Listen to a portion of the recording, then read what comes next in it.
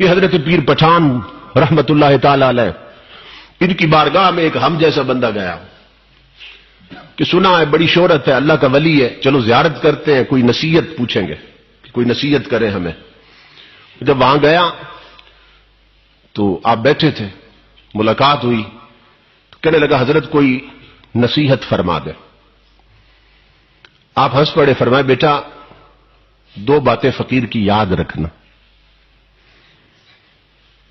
اگر رب کو خود سے بہتر نہ سمجھ سکو نا، اب نصیحت سن، ولیوں کے کیا انداز۔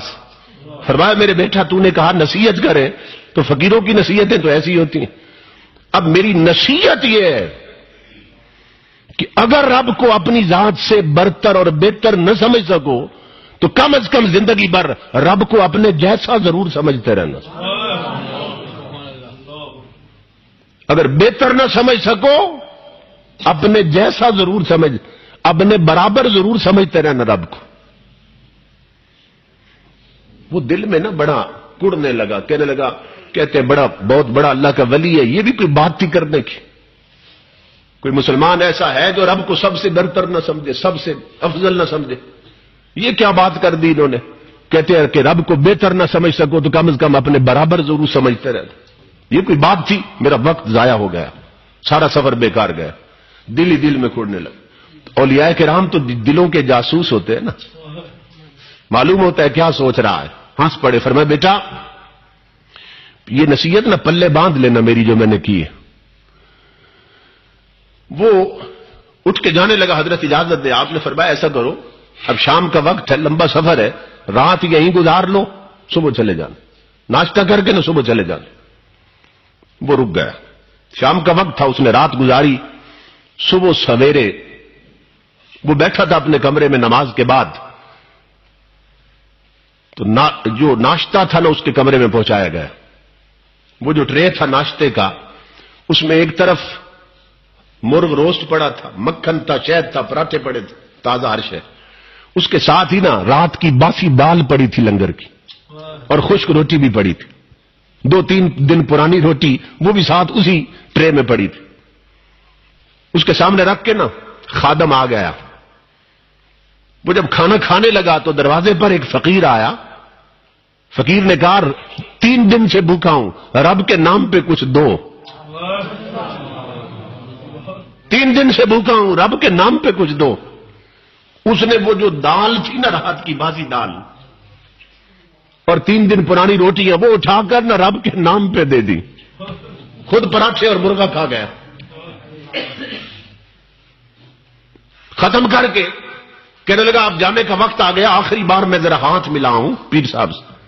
جب وہاں گیا نا پیر پٹھان بیٹھے تھے، کہنے لگا حضرت اب اجازت۔ آپ نے فرمایا بیٹا اجازت۔ ہاتھ ملایا، ہاتھ پکڑ لیا آپ نے۔ آپ نے فرمایا بیٹا رات والی میری وصیت یاد ہے جو نصیحت کی تھی کہ رب کو اپنے سے بہتر نہ سمجھو نا تو اپنے برابر ضرور سمجھتے رہنا۔ اب وہ پھوٹ پڑا، کہنے لگا حضرت یہ کیا بات کرتے ہیں آپ؟ بات یہ کوئی عقل کی بات ہے جو آپ کر رہے ہیں؟ کون بندہ ہے، کون ایماندار جو رب کو سب سے بہتر نہ سمجھے؟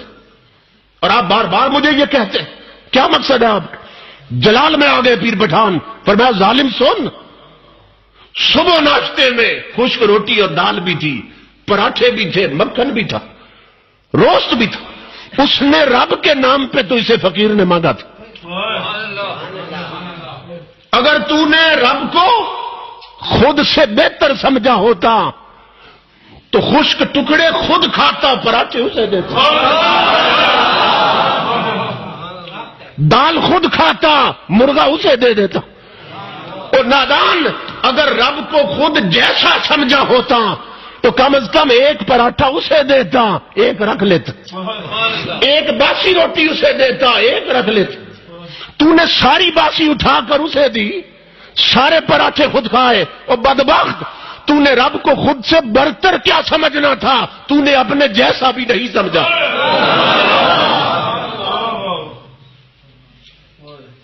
تو بات سمجھ آئی؟ یہ صرف اس کا کیس نہیں تھا، ہمارا کیس بھی ہے، ہم سب کا یہی معاملہ ہے۔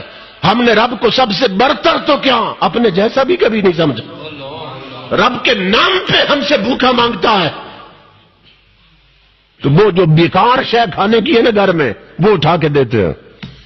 رب کے نام پہ فقیر پیسہ مانگتا ہے, پرس اور بٹوا نکالتے, جو سب سے پرانا نوٹ ہے وہ رب کے نام پہ دیتے ہیں. ننگا آتا ہے دروازے پر صدا لگاتا ہے رب کے نام پہ دو, تو گھر میں جو سب سے پرانا سوٹ ہے وہ رب کے نام پہ دیتے ہیں. اور قرآن کیا کہتا ہے, لن تنالوا البر حتی تنفقوا مما تحبون, کہ تم تب تک نیکی پا نہیں سکتے جب تک اپنی پسند کی شے یار کے راستے میں نہ لٹاؤ. یہ آیت ہے قرآن کی. تم سمجھتے ہو دے کر نیکی کر لی, نہیں, نیکی پا ہی نہیں سکتے تم جب تک اپنی پیاری شے رب کے راستے میں نہ لٹاؤ.